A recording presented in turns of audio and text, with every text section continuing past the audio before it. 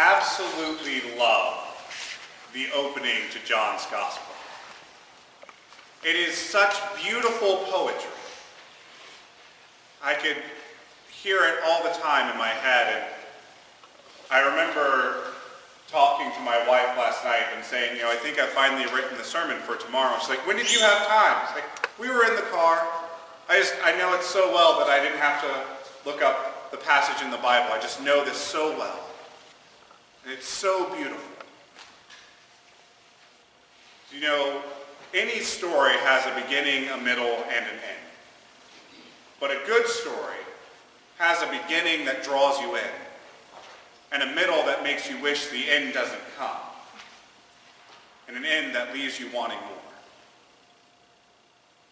And the story of our history of salvation is a great story.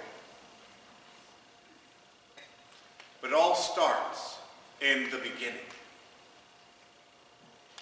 Matthew's gospel starts with the genealogies and the nativity story and the wise men coming. Luke's gospel leaves out the wise men, does a little bit of a different genealogy, and has the shepherds and the angel Gabriel visiting the Virgin Mary. Mark's gospel completely skips the nativity altogether and just jumps right to the action. John's gospel takes the Lewis Carroll approach.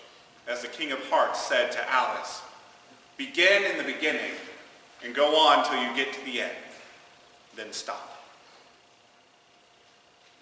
And so John's gospel begins in the beginning. Before anything else ever was, there was the Word. And the Word was with God, and the Word was God. That's the beginning of the gospel story. That's the beginning of the good news we have been given. And it's rather fitting to be talking about beginnings as we are on New Year's Eve, on the cusp of a new year, a new beginning. So I've been thinking, well, what New Year's resolutions should I be making this year? Will this be the year that I finally write that novel I've been saying I'm going to write, even though I actually hate writing?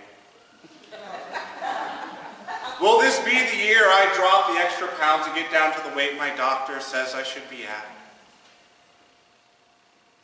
Will this be the year that I engage Christian community more?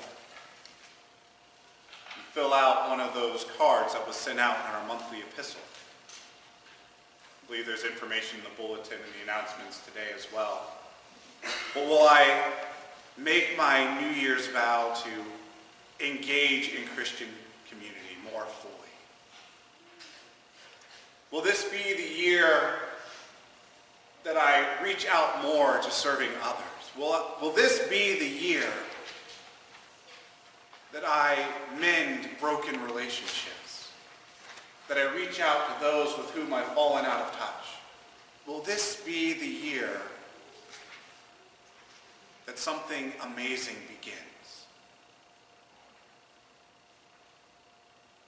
That answer is yes. 2018 will be an amazing year. It's going to be a year like no other. But it's going to take you and it's going to take me working together to make it happen.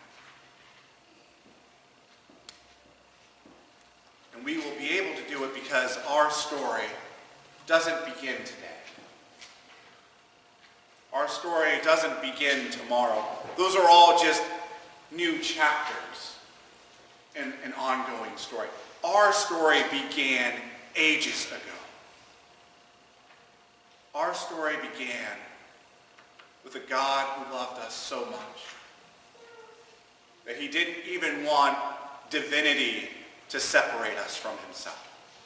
With a God who loved us so much that he was willing to come down to earth and take on human flesh and live as one of us. Our story begins with love. A love so full, a love so perfect that it knows no limits. Let's make 2018 the year of love. Let's make it the year that we are so full of the love of God that we are overflowing with the light of Christ. Let's live our lives this year in such a way that people can't help but take notice that there's something different. Let 2018 be a new beginning, but a new beginning that has roots in the beginning of everything. And remember, before you were made, before your family was made, before the place you live was made, there was a God who knew you would exist and already loved you and wanted nothing but the best for you in his kingdom. Let's share that love with the world. And let's be that light shining in the darkness. And let's make 2018 a year that will never be forgotten.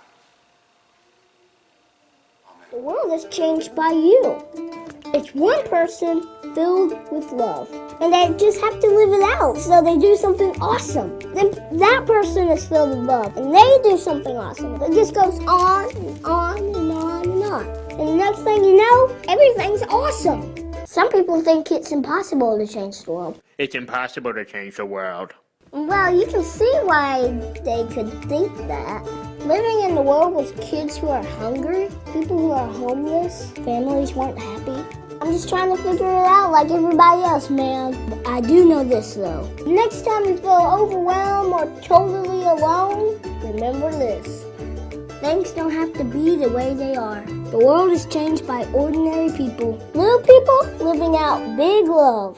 And that's what gives the world a reason to dance.